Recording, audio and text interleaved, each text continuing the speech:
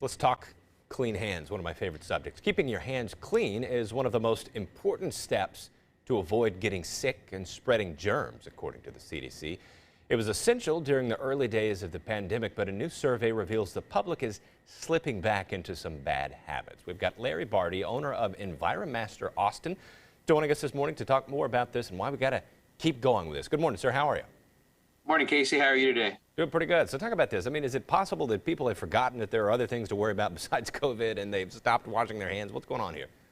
Well, as you know, people were very frustrated for a long time and people become complacent. But it's important for our customers, which are mostly restaurants and other types of service industries, to protect their employees and their customers. And that's exactly what we do. We keep the most important area in their business, which we call the epicenter of disease, the public restroom, clean and safe. Yeah.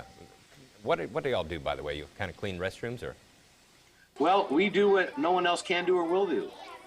We focus on the porcelain, the toilets, the urinals, the sinks. The reason we refer to the restroom as an epicenter is because that's where a lot of human waste is obviously expelled, and carried in that human waste is a high concentration of contagions.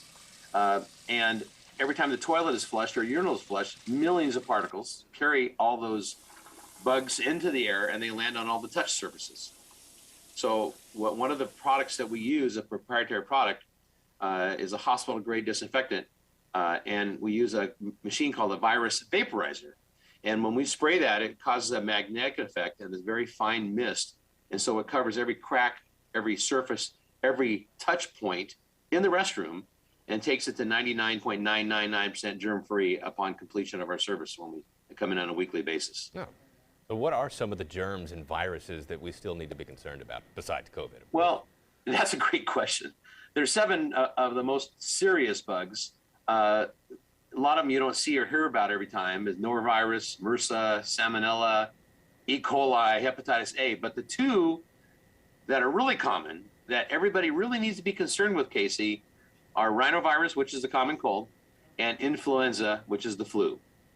And those germs, when they're on touch surfaces, people cough and sneeze and breathe, will last for a long time. And when people touch them and then touch their face, of course, that is exactly where they get the cold or the flu from in a lot of environments. So we resolve that. When we're done with our service and we put our last coating on the porcelain, for example, for 7 to 9 days, that restroom is 95 to 99% germ-free. Yeah. Again, nobody else does that but us. Yeah. What are some of the steps that people can take when they use a public restroom? Yeah, well, one of the ones I tell people is be prepared.